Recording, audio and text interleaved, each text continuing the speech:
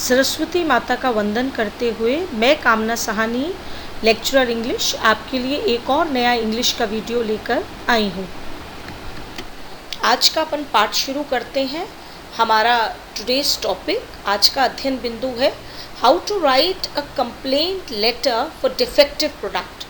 अगर मैं इसका हिंदी करूँ तो दोषपूर्ण या खराब वस्तु जो है उसका हम शिकायती पत्र कैसे लिखते हैं। यानी हम अगर बाज़ार से कोई चीज़ लेकर आए और वो ख़राब निकली तो हम उसके लिए शिकायती पत्र को कैसे लिखेंगे। चलिए हम लेसन शुरू करते हैं। इसकी शुरुआत करने से पहले हम पढ़ेंगे कि कंप्लेंट लेटर्स बहुत अलग अलग प्रकार के होते हैं, लेकिन what is a complaint letter for a defective product.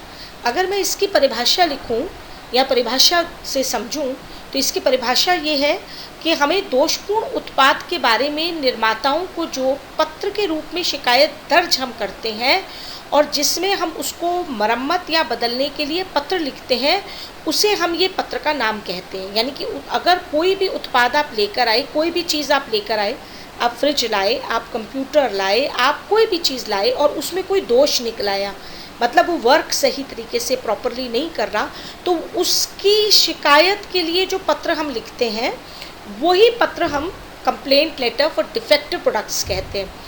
याद रखिए, शिकायत पत्र को क्लेम लेटर भी कहा जाता है। क्लेम लेटर का मतलब ये कि क्योंकि वो गारंटी पीरियड में होता है, जब भी आप कोई ख़रीदने जाते हैं तो वो लोग ये कहते हैं कि ये गारंटी पीरियड में है या ये वारंटी पीरियड में है, तो हम क्लेम करते हैं क्योंकि आपने हमको ये प्रोडक्ट अच्छा नहीं दिया। आप या तो इसकी दो चीज़ें कर सकते हैं। आमतौर पर हम इसको लिखते हैं कि आप इसका दोष ठीक कर दीजिए, या तो इसकी आप मरम्मत कर दीजिए, और अगर मरम्मत नहीं कर सकते तो आप इसको जो है बदल दीजिए। तो ये चीज़ें जो है, ऐसा जो पत्र लिखा जाता है, इसी पत्र को हम लोग जो है complaint letter for defective products कर रहे हैं। कंप्लेंट लेटर बहुत अलग प्रकार के हैं। हम इस वाले वीडियो में केवल डिफेक्टिव प्रोडक्ट वाले ही शिकायती पत्रों को पढ़ेंगे। अगर इसे आप जो है complaint letter for defective product क्या होता है, अगर अपन इसको इन चित्रों से समझें तो देखिए, सबसे पहले आप पहले चित्र की तरफ देखेंगे और जैसे एरो चलता जा रहा है, तीर चलता जा रहा है, आप देखेंगे, आप उसी तरीके से आप आगे आते जाएंगे। सबसे पहले आप दुकान पर गए और आपने दुकान वाले से जो भी सामान मांगा उसने आपको दिया। आप उसके बाद शॉपिंग कर कर घर आए, जैसे वो बैग में लेकर आ रही है सारी जो भी है, आपने पूरा ले लिया, ऑर्डर दे दिया, आप घर ले आए। अब समझिए कि आप वॉशिंग मशीन या टीवी लेकर आए हैं और घर आते ही आपको पता चला, आप चित्र में देख रहे हैं वॉशिंग मशीन में से धुआं निकल रहा है, यानी कि वो आपकी वर्क अच्छी तरीके से नहीं कर पा रही है। इसी तरीके से टीवी देखे, उसमें लाइनें आ रही हैं, कोई चित्र आ ही नहीं रहा, तो आपका सामान जो है वो ख़राब निकल गया। अब जब आप घर पर आते हैं तो उसका परिणाम ग्राहक पर क्या होता है, आप देखें बीच में जो एक फ़ोटो लगी हुई है कि अगर वो राइट का, उसके हाथ में अगर राइट आता है तो यानी कि अगर प्रोडक्ट अच्छा है तो वो बहुत खुश हो जाता है, और वही प्रोडक्ट अगर बुरा होता है तो उसका जो है मुंह बिल्कुल उदास हो गया वो। तो अब जब उसका प्रोडक्ट, उसे पैसा भी दे दिया, प्रोडक्ट भी उसका ख़राब आ गया, तो वो फिर क्या करता है, एरो देखिए किस तरफ जा रहे हैं कि वो एक शिकायती पत्र लिखता है। और वही शिकायती पत्र, चलिए हम लिखते हैं कि ये शिकायती पत्र असल में कैसे लिखा जाता है, यानी how to file a complaint. अगर कंप्लेंट भी करनी है तो वो भी हमको, हम मुंह से बोल के हम वर्बली नहीं करते, हमको एक पत्र के रूप में देते हैं और उसी को हम लोग कहते हैं कि वो शिकायती पत्र है। चलिए अपन लिखना शुरू करते हैं कि एक शिकायती पत्र हम लिखेंगे कैसे। आइए अब अपन पढ़ते हैं format of the complaint letter for defective product. यानी अगर ख़राब वस्तु का हम शिकायती पत्र लिखते हैं तो उसका फॉर्मेट क्या होता है। मैं हर बार आपको ये कहती हूँ, आप फॉर्मेट पे बहुत ध्यान दीजिए, क्योंकि फॉर्मेट में अगर आप आधा भी लिख देते हैं किसी लेटर को तो आपको चांसेस होता है कि आपको उसमें नंबर मिले। आपको 2 नंबर तो आपके मिलते ही हैं। तो पहले तो आप जो है इस फॉर्मेट को याद करें, और मैंने नॉर्मली देखा है कि जिस बच्चे को फॉर्मेट याद हो जाता है वो नॉर्मली पेपर भी में अपना ये शिकायती पत्र भी लिख लेता है। तो चलिए अपन पढ़ते हैं कि एक complaint letter for a defective product का क्या होता है। और नॉर्मली ये अगर फॉर्मेट आपको याद हो जाएगा तो ये फॉर्मेट आप जो है दूसरे वाले जो शिकायती पत्र हैं उस पर भी यही फॉर्मेट आता है ज़्यादातर, और कई पत्रों में भी यही फॉर्मेट चलता है। तो अपन देखते हैं इसकी शुरुआत अपन किससे करते हैं। सबसे पहले याद रखिए कि अपन जो है इसकी शुरुआत करते हैं सेंडर्स एड्रेस से। अब सेंडर्स एड्रेस का मतलब क्या होता है, तो हिंदी करें तो भेजने वाले का पता, यानी समझिए कि अगर मैं कुछ लेकर आई हूँ और वो प्रोडक्ट अच्छा नहीं निकला तो मैं अपने घर का पता यहाँ पर लिखूँगी, ठीक है। उसके बाद मैं इसके आगे एक लाइन छोड़ूंगी और फिर मैं डेट लिखूंगी। अब डेट लिखने का तरीका देखिए, आप कभी भी डेट ऐसे नहीं लिखेंगे जैसे कि 30/5/2020, 30/6/2020, 2/10/2020 ऐसे नहीं लिखेंगे। आप हमेशा लिखेंगे इस तरीके से, पहले लिखेंगे डे, जैसे आपने लिखा 30 तो 30 आपने लिखा, फिर मंथ का जो है आप नाम लिखेंगे, जैसे मैंने यहाँ पे लिखा है मई और 2020। आपकी ज़्यादातर मार्च में परीक्षाएं होती हैं, इसीलिए आप उसका याद कर जाइए और उसी तारीख को आप लिख दीजिए। इसके बाद हिंदी कर दी कि डेट का मतलब क्या होता है, दिनांक। फिर आप रिसीवर्स पोस्ट एंड एड्रेस लिखेंगे। मैंने इसमें 2 चीज़ें लिखी, ऊपर केवल एड्रेस आएगा लेकिन यहाँ पर आप पोस्ट और एड्रेस भी लिखेंगे। अब रिसीवर का मतलब क्या होता है, जो प्राप्त करने वाला होता है उसका हम पद और हम पता लिखते हैं। अब पद क्या होता है, जब भी हम किसी को समझिए हम कोई सामान लेने के लिए जाते हैं तो हमको वहाँ पर जो उस प्रोडक्ट को बेचता है वो या तो मालिक होता है या सेल्स मैनेजर होता है। बड़ी बड़ी दुकानों पे जो लगाए हुए होते हैं वो सेल्स मैनेजर होते हैं। तो यानी कि हम इसको ज़्यादातर जिस पद के नाम से हम अगर अपने डिफेक्टिव प्रोडक्ट को करते हैं तो इसमें जो पद लिखते हैं वो कहते हैं सेल्स मैनेजर या मैनेजर लिखते हैं, और उसके नीचे हम वो पता लिख देते हैं जिस दुकान से हमने इस प्रोडक्ट को खरीदा है, इस चीज़ को खरीदा है, ठीक है। अपन आगे इसको पढ़ेंगे, लेकिन यहाँ तक आप याद रखिए, जैसे अपन जब लिखते हैं प्रिंसिपल महोदया को या प्रिंसिपल महोदय को तो अपन क्या लिखते हैं, टू द प्रिंसिपल, तो वहाँ पद आ गया और नीचे लिख देते हैं गवर्नमेंट सीनियर सेकेंडरी स्कूल और जिस भी स्कूल में अपन पढ़ते हैं। तो यहाँ पर भी अपन ने पद लिखा, पद हमेशा लिख लीजिए, याद कर लीजिए, सेल्स मैनेजर लिख लीजिए और वो जहाँ से आपने उसको लिया है प्रोडक्ट को उसका पता आएगा, वो जो प्रश्न में नॉर्मली दिया होता है। इसके बाद आप सब्जेक्ट लिखाते हैं, और सब्जेक्ट की शुरुआत अपन कैसे करते हैं, अपन कैपिटल सी लिखेंगे, पहले सब्जेक्ट लिखेंगे, 2 डॉट डैश लगाएंगे, अपन कैपिटल सी लिख के करेंगे कंप्लेंट अबाउट। अब मैंने डैश डैश आगे लगाया है, इसका अर्थ ये होता है कंप्लेंट अबाउट। अब यहाँ पे washing machine, mobile phone, TV, fridge, जिसके बारे में भी आपको कंप्लेंट करनी है वो उसके अंदर आ जाएगा। तो यानी इसकी शुरुआत के शब्द याद कर लीजिए, कंप्लेंट अबाउट। इसके बाद आप शुरुआत सैल्यूटेशन से करेंगे, अगर कोई महिला है तो मैडम और पुरुष है तो सर।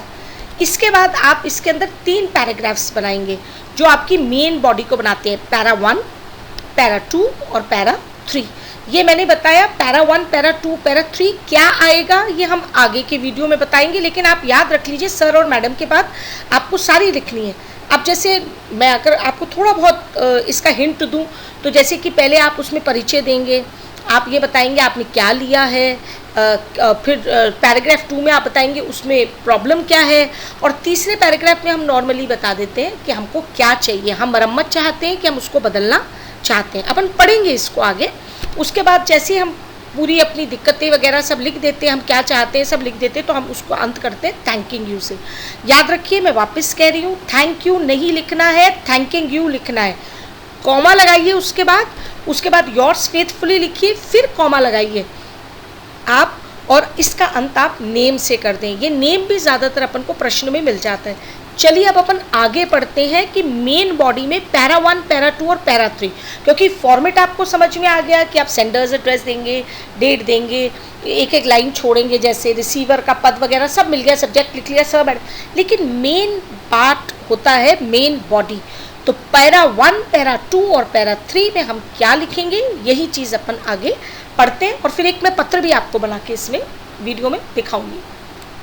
अब चले मेन बॉडी पढ़ते हैं। मेन बॉडी में मैंने पहले ही आपको बताया था कि अगर मैं बॉडी लिखूंगी तो इसमें 3 पैराग्राफ्स होते हैं। अब सबसे पहले अपन पढ़ते हैं पैरा 1। पैरा 1 में क्या होता है, इंट्रोडक्शन ऑफ द प्रोडक्ट होता है। इंट्रोडक्शन ऑफ द प्रोडक्ट का मतलब होता है सामान का परिचय। अब एक दुकान बहुत कुछ चीज़ें बेचती है, आपका टीवी भी बेचती है, फ्रिज भी बेचती है, वॉशिंग मशीन भी बेचती है, पर आप उस दुकान से क्या लेकर आए हैं, आपने क्या खरीदा वो लिखेंगे, उसका बिल नंबर क्या है और उसकी दिनांक क्या है, क्योंकि आपको ये बताना पड़ेगा कि आपने कौन से बिल से खरीदा और कौन सी तारीख को फिर खरीदा। तारीख और बिल नंबर हम इसलिए लिखते हैं क्योंकि बिल नंबर से ऑथेंटिक होता है कि हमने पक्का होता है कि हमने उस दुकान से खरीदा है, और डेट इसलिए हम लिखते हैं कि वो गारंटी पीरियड में है या नहीं है। तो इसको नॉर्मली हम एक लाइन को आपको रटना है और आप लिखते हैं आई बॉट, मैंने खरीदा। बाय को आप बॉट कर देते हैं। मैंने समझे वॉशिंग मशीन खरीदी या चलिए मैं कहती हूँ टीवी खरीदा, तो मैंने कहा आई बॉट वीडियोकॉन टीवी या एलजी टीवी या सैमसंग टीवी, प्रोडक्ट का नाम लिख दिया। Wide cash memo, wide cash memo ये वर्ड्स आप याद कर लीजिए, इसका मतलब है रसीद संख्या, कुछ भी अर्थ नहीं है, आप रिसिप्ट नंबर भी लिख सकते हो। अब आप एक चीज़ को याद कर ले, मैंने लिखा वाइड कैश मेमो, इसमें कोई सी भी दिनांक नंबर डाल दीजिए, 1 2 3। डेटेड, डेटेड के बाद आप तारीख डाल दीजिए उसके पीछे। जैसे समझिए मैंने 20 मई को ख़रीदा था, तो मैंने कहा 20 मई 2020 फ्रॉम योर शॉप, यानी आपकी जो है दुकान से मैंने ये ख़रीदा। तो ये तो हो गया इस प्रोडक्ट का जो है आपने जो ख़रीदा उसके लिए अपन ने इसको करा। मैं इसको और सरल करके आके आपको बताऊंगी, लेकिन ये लाइन आपको याद करनी है। फिर अपन पैरा 2 में आते हैं, तो ये मेन होता है कि अपन को ये बताना होता है भाई खरीद तो लिया, बिल नंबर इससे, लेकिन मेरी प्रॉब्लम क्या है प्रोडक्ट में। तो 2-3 चीज़ें याद कर लीजिए, जैसे कि एक लाइन कह दीजिए इट इज़ मेकिंग नॉइस, कि वो जो है आवाज़ करता है बहुत, जैसे वॉशिंग मशीन लाए बहुत आवाज़ करता है, टीवी भी बहुत आवाज़ करता है। इसी तरीके से नॉट वर्किंग प्रॉपरली, वो अच्छी तरह से काम नहीं कर रहा है। और इट हैज़ बर्नट अप, या मैंने जी लगाया और जैसे मैं चित्र में आपको दिखाया था कि वॉशिंग मशीन ही जल गई तो वो बर्न हो गई, तो मैं क्या करूँ। तो ये सेकेंड पैराग्राफ में आप ये करोगे। और एंड में व्हाट यू वांट, अब आप क्या चाहते हैं, तो आप मरम्मत करवाना चाहते हैं, ये पैरा 3 में आ जाएगा, या आप उसको रिप्लेस कराना चाहते हो कि मैं बिल्कुल ही बदल दूँ। समझिए मैं कोई चीज़ लेकर आई और हफ्ते भर में ही वो ख़राब हो गई, तो वो उसको बदल कर देते हैं। तो मैंने इसीलिए हिंदी में क्या, इंग्लिश में क्या लिखा है, if not in guarantee then repair it. Not in guarantee, अगर वो गारंटी में नहीं है तो अपन कहेंगे काइंडली रिपेयर इट, इतना सा केवल लिखेंगे। और अगर गारंटी में है तो हम कह देंगे it is in guarantee period, replace it, यानी आप इसको बदल दीजिए। अब अपन देखते हैं कि आगे लेटर की मेन बॉडी कैसे लिखते हैं। एक लेटर लिखेंगे तो आपको अपने आप पता चल जाएगा। और मैं एक प्रश्न लेती हूँ और उस प्रश्न में से मैं आपको बताऊंगी कि ज़्यादातर जो हम जब आंसर बनाते हैं, याद रखिए वो हमको प्रश्न में से ही मिल जाता है, और उसमें से हम कैसे निकालेंगे पहले मैं उसको सिखाती हूँ आपको, और फिर हमने कैसे उस पत्र को लिखा ये भी अपन देखते हैं। चलिए आगे देखते हैं। अब देखिए अपने आगे क्वेश्चन आ गया एक, पहले मैं क्वेश्चन लिखती हूँ, पढ़ते हैं अपन। You are Kirti Krishna 56 Indirapuram Bangalore. आप कीर्ति कृष्णा हैं, आप 56 इंदिरापुरम बेंगलोर में रहते हैं। याद रखिएगा इसमें आपको 2 पते मिलेंगे, तो कौन सा पता सेंडर्स है और कौन सा है वो देखेंगे अभी। You bought a new LG washing machine from messrs Rama electronics commercial street Bangalore last week. You bought a new LG machine, आप एक नई LG वॉशिंग मशीन लेकर आए हैं, कपड़े धोने की machine, from messrs Rama electronic commercial street Bangalore. तो आपके पास 2 पते आ गए, आप Rama electronic commercial street Bangalore से खरीद कर लाए हैं। तो यानी एक तो आपको सेंडर्स एड्रेस मिल गया, एक आपको जो है बेचने वाले का भी मिल गया। Now you find that the machine makes an unbearable noise. अब आपको पता चला कि वो तो ऐसी आवाज़ करती है कि आप मतलब बहुत ज़्यादा तेज़ आवाज़ करती है। And motor tears delicate fabrics, और जो मोटर है वो बिल्कुल जो आपके पतले कपड़े होते हैं उसको फाड़ देती है। Write a letter to the dealer complaining about the same. Complaining about the same का मतलब आपको वॉशिंग मशीन के बारे में कंप्लेंट करनी है। And requesting him to change the machine as early as possible, और आप चाह रहे हैं कि आप उस मशीन को चेंज करा दें, यानी रिप्लेस करा दें, क्योंकि आपने 1 हफ्ते पहले ही खरीदी है। अब इसी के अंदर से आप ध्यानपूर्वक देखिए, मैंने अलग अलग कलर पहले ही कर रखा है कि क्या है। पहले मैं इसमें से मुख्य चीज़ें निकाल लेती हूँ और उसी के आधार पर अपन आगे पूरा लेटर बना लेंगे। कायदे से देखा जाए तो पूरा लेटर मेरे सामने है जिसको मैं बना सकती हूँ। चलिए देखिए, सबसे पहले अपन लगाते हैं कि सेंडर का जो है वो नाम क्या है। तो यहाँ पे सेंडर का नाम क्या है, कीर्ति और कृष्णा। तो ये आ गया सेंडर नेम, यानी भेजने वाले का नाम है कीर्ति और कृष्णा। और ये कहाँ आता है, सबसे नीचे योर्स फेथफुली के बाद। अब अपन को देखना है कि इसका पता कौन सा है। सेंडर का जो सबसे पहले हम ऊपर पता लिखेंगे वो कहाँ पर है, तो आप देखिए वो पता है, अगर ध्यानपूर्वक देखें भेजने वाले का पता है तो ये देखिए 56 इंदिरापुरम बेंगलोर, ये मेरा पता हो गया, यानी मैं चिट्ठी लिखूंगी। अब इसके बाद अपन को देखना पड़ेगा, दिनांक अपन लिख देंगे अपने आप। अब अपन को देखना पड़ेगा कि भाई अपन ने जो है किसको चिट्ठी लिखनी है, तो भेजने वाले का, या जिसको कि अपन कहते हैं कि रिसीवर्स एड्रेस, जिसको अपन कहते हैं कि वो कौन सा है, तो रिसीवर्स एड्रेस अपना है, प्राप्त करने वाले का पता है messrs Rama electronics commercial street Bangalore, यहाँ से मैंने उस चीज़ को खरीदा था। तो देखिए पत्र में से ही ये सारी चीज़ें जो हैं अपनी निकलती चली जा रही हैं, और ये अपन ने यहाँ पर लिख दिया कि messrs Rama electronics commercial street को लिखना है। केवल इसके ऊपर एक मैं पद लिखूंगी और वो होगा सेल्स मैनेजर। अब मैंने ये कहा कि प्रोडक्ट में प्रॉब्लम क्या थी, तो प्रॉब्लम हमको देखनी पड़ेगी। अगर तो वो दे रखी है, जैसे ये लेटर तो बहुत सरल है क्योंकि इसमें तो सारी समस्या आपको दे रखी है, अगर नहीं दे रखी तो फिर वो समस्या अपन जो है लिखेंगे। अब समस्या कहाँ से दे रखी है, ध्यानपूर्वक देखिए, जहाँ से कलर चेंज होता है वही है। Now you find that the machine makes an unbearable noise and motor tears delicate fabric. ये बिल्कुल देखिए पूरा का पूरा पिंक वाले एरिया में लिखा हुआ आ गया। केवल अपन को ये लिखना है, जब अपन इसको बदलेंगे, क्योंकि अपन 12th क्लास में आ गए, आपको 10th से समझाते हैं कि नाउ यू की जगह कर दीजिए नाउ आई फाइंड, या नाउ वी फाइंड, अगर फैमिली से रिलेटेड है तो नाउ वी फाइंड करके, और पूरी लाइन जो है फैब्रिक्स की वहीं तक आप पूरी की पूरी लिख दीजिए। Now we find that the machine makes an unbearable noise and motor tears delicate fabric. अभी तो मैंने केवल प्रश्न में से निकाल के लगाया, लेकिन केवल आप इसको भी करेंगे तो आपका पैरा 2 बन गया, आप समझ लीजिए। पैरा 1 अभी अपन लिखेंगे। उसके बाद नेक्स्ट होती है कि व्हाट यू वांट, आप क्या चाहते हैं। ये पैरा 3 बनाता है आपका, कि आप चाहते क्या है, ये पैरा 3 बनाता है। तो यानी अभी अपन को पैरा 2 मिल गया, पैरा 3 जो है मिल रहा है।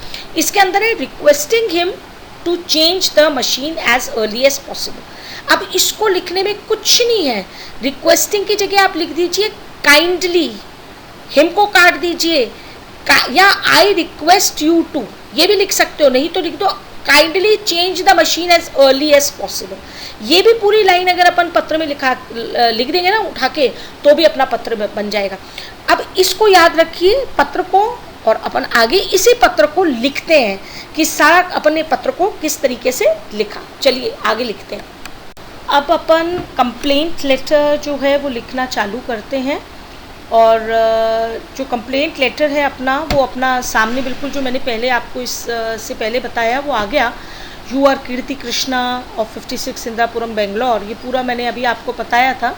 अब आप वाइट वाले पोर्शंस को देखिएगा और ध्यानपूर्वक देखिएगा कि कैसे कंप्लेंट लेटर में से ही मैंने पूरा कंप्लेंट लेटर जो है वो बना दिया। मैं हर बार अपने स्टूडेंट से यही कहती हूँ कि आपका प्रश्न में ही छिपा हुआ पूरा लेटर होता है, केवल उसको जमाना होता है अच्छी तरीके से, फॉर्मेट के हिसाब से जमा दीजिए, आपको पूरे नंबर मिल जाएंगे। और ये जो प्रश्न है उसमें तो ज़्यादातर आपको पूरा ही लेटर मिला है।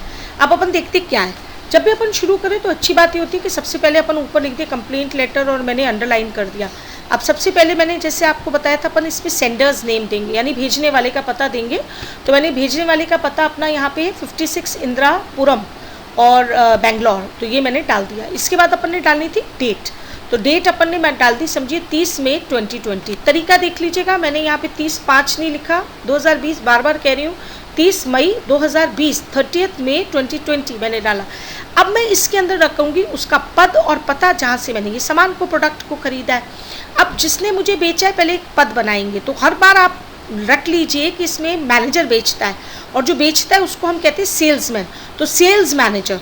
तो मैंने इसका पद लिखा सेल्स मैनेजर। उसके बाद मैंने कौन सी सेल्स मैनेजर, उस दुकान का पता लिखा, मैंने लिखा मेसर्स रामा इलेक्ट्रॉनिक्स, वाइट वाला देखिए, कमर्शियल स्ट्रीट आ गया, और फिर बेंगलोर।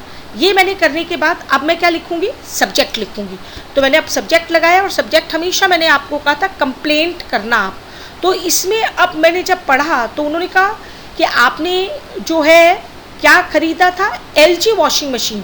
ये दोनों पतों के बीच में लिखा है you bought a new LG washing machine, तो आपने लिखा कंप्लेंट अबाउट, और फिर वही का वही मैंने कॉपी करके लिख दिया न्यू LG वॉशिंग मशीन, यानी ये भी मैंने प्रश्न में से उठा लिया।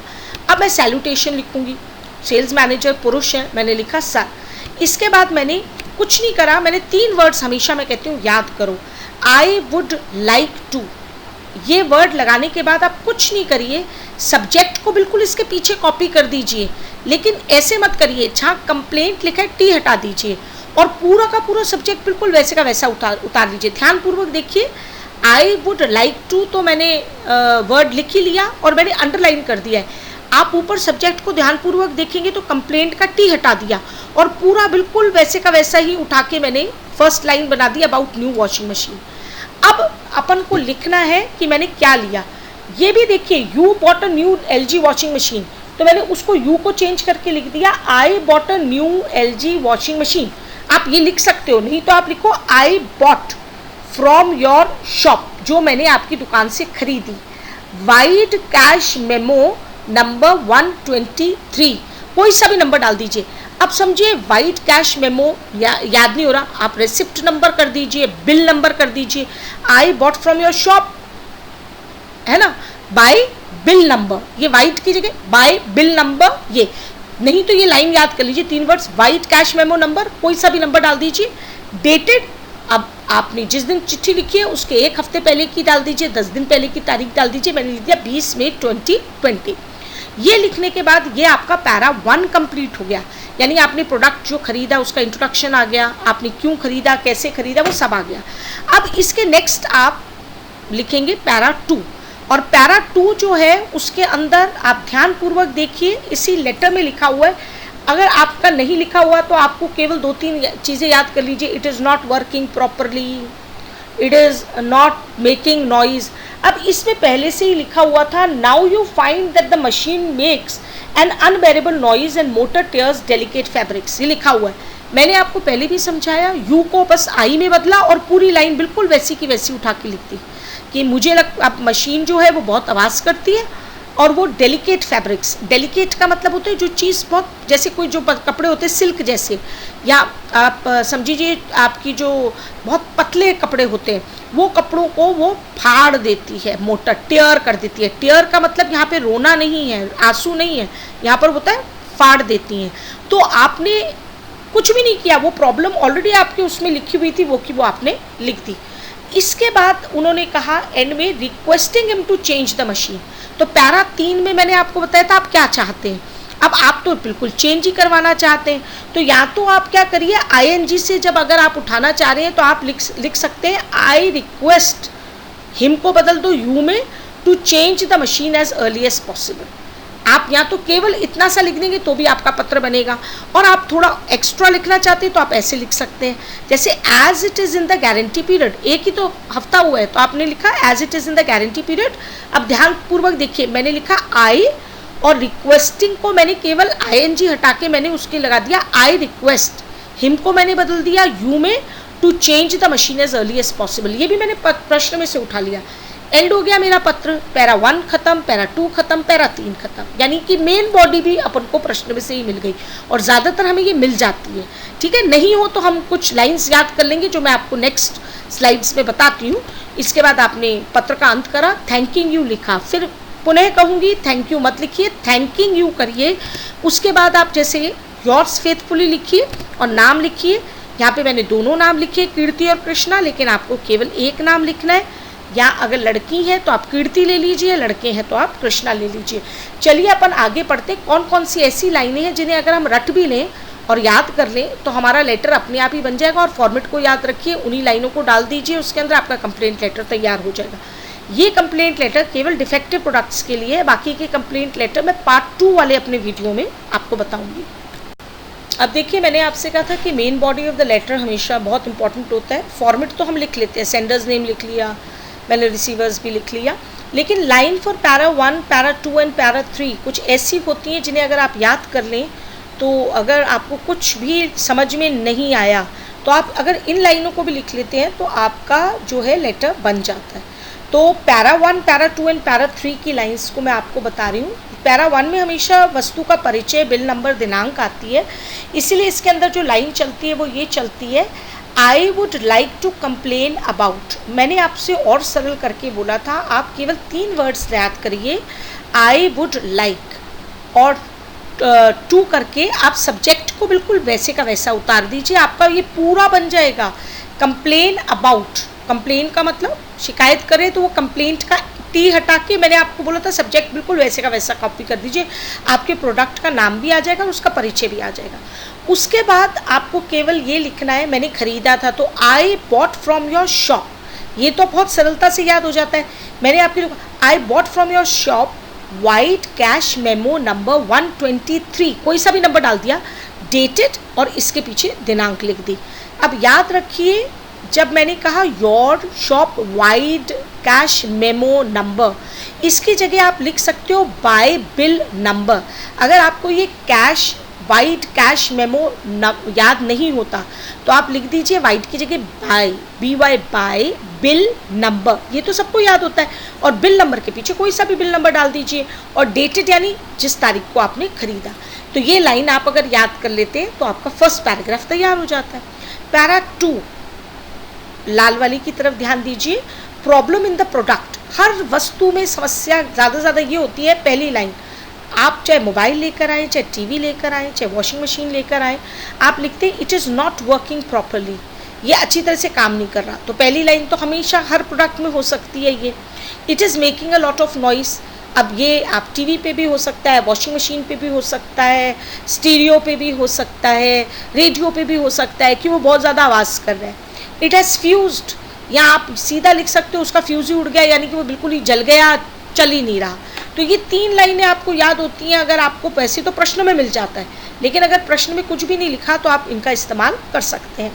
और लाइन्स फॉर पैरा 3 जब हम जिसमें हम कंक्लूड करते हैं तो हम 2 ही चीज़ें लिखते हैं, या तो हम लिखते हैं आप इसको बदल दीजिए, या आप कहते हैं मरम्मत कर दीजिए। तो अगर समझिए मैं चाहती हूँ कि बदलना है तो मैं क्या वर्ड्स लिखूँगी, as it is in the guarantee period kindly replace it as soon as possible.